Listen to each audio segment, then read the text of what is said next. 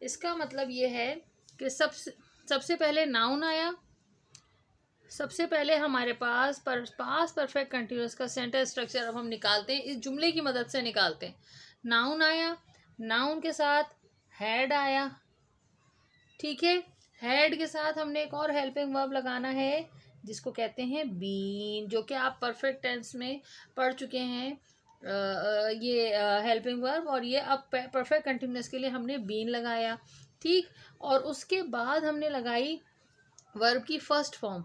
आप लोग वर्ब की फर्स्ट फॉर्म के बारे में भी वीडियो देख चुके हैं कि वर्ब की कितनी फॉर्म्स होती हैं। नहीं देखी, डिस्क्रिप्शन में जाइएगा और वहाँ पे ज़रूर देखिएगा। सारे लिंक पहले आपने वो देखने हैं, उसके बाद आप देखेंगे तो आपको समझ में आ जाएगा। इसका मतलब ये है कि इंग्लिश में अगर हम कहना हो, अगर हमसे कोई कहता है कि अली सारी रात पढ़ता रहा था and we have to translate that sentence, या हमें वो जुमला बोलना हो इंग्लिश में, तो हम खटाखट अपने दिमाग में रखेंगे ता रहा था। यानी उर्दू में इस सेंटेंस की निशानी क्या होगी? ता रहा था या करती रही थी, ती रही थी, ठीक है ना। ये हमारी हो गई निशानी, ये हो गई निशानी।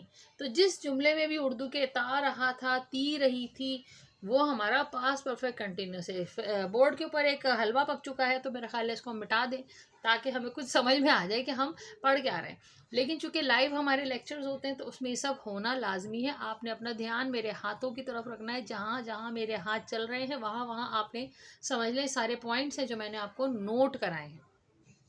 नाउन है, नाउन के साथ मैंने लगाया हैड, हैड के साथ लगाया बीन, वर्ब की फर्स्ट फॉर्म लगाई और आगे आईएनजी। आपसे क्यों कहते हैं अली सारी रात पढ़ता रहा था, आपने घर जाके अम्मी को क्या बताना है?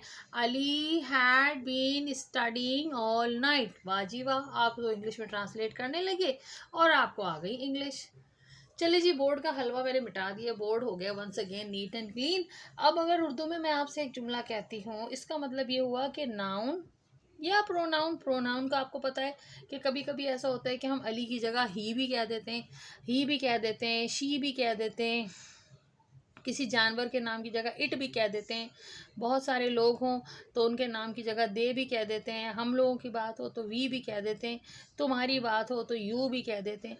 तो नाम की जगह जब ये इतना सारा लग जाता है अल्लम कल्लम, that is called as pronoun, ठीक है ना। और वरना सीधे सीधे नाम है ना भाई। तो अब उसके साथ हमने लगाया हैड, उसके साथ हमने लगाया बीन, उसके साथ लगाई वर्ब की फर्स्ट फॉर्म एंड आगे ING. This is the simplest formula, बहुत ही आसान तरीन फार्मूला है to make past perfect sentences in past perfect continuous. It's a very very easy formula. For example, बिल्ली सारा वक्त, एक एक इजी सेंटेंस बता रही हूँ। बिल्ली सारा वक्त खेलती रही थी। बिल्ली की जगह आप बच्ची भी लिख सकते हैं कि कोई छोटी बच्ची सारा वक्त खेलती रही थी। जैसे हम मम्मी से शिकायतें लगाते ना, अरे वो तो सारा वक्त खेलती रही थी, पढ़ाई तो इसने की ही नहीं है ना। या देख सकते हैं मेरी बहन सारा वक्त खेलती रही थी, ठीक है ना।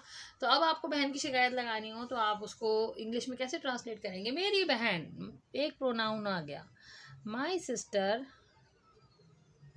खेलती रहती थी, माई सिस्टर, फिर हैड, फिर ऊपर देखिए फॉर्मूले में क्या लिखा है, बीन, खेलना, प्ले, उसके आगे ing, ING, my sister had been playing all the time, सारा वक्त। तो इसी तरह से we can make easy sentences in the past perfect continuous tense. और इसमें आप वर्ब की 3 फॉर्म्स आप देखिए मैंने यहाँ पे डाली भी हैं। और कोई ना कोई आप बाज़ार जाइए, 40-50 रुपए की, 70-80 रुपए की वर्ब की 3 फॉर्म्स की आपको बुक मिल जाएगी। उसके ऊपर लिखा होगा 3 फॉर्म्स ऑफ वर्ब, और उसमें से आप 3 फॉर्म्स ऑफ वर्ब निकालिए। जब भी कभी हमें किसी टेंस को समझने के लिए first form, second form, third form की ज़रूरत हो, जैसे यहाँ पे फर्स्ट फॉर्म की है, वो आप उस बुक में से देख सकते हैं। लेक्चर नहीं समझ में आया, दोबारा डिवाइड कीजिए, दोबारा चला दीजिए, ऑनलाइन सीखिए, मेरे साथ सीखिए और हंसते खेलते सीखिए। अपना ख्याल रखिए, चैनल सब्सक्राइब कीजिए, वीडियो लाइक करें और कमेंट भी करें।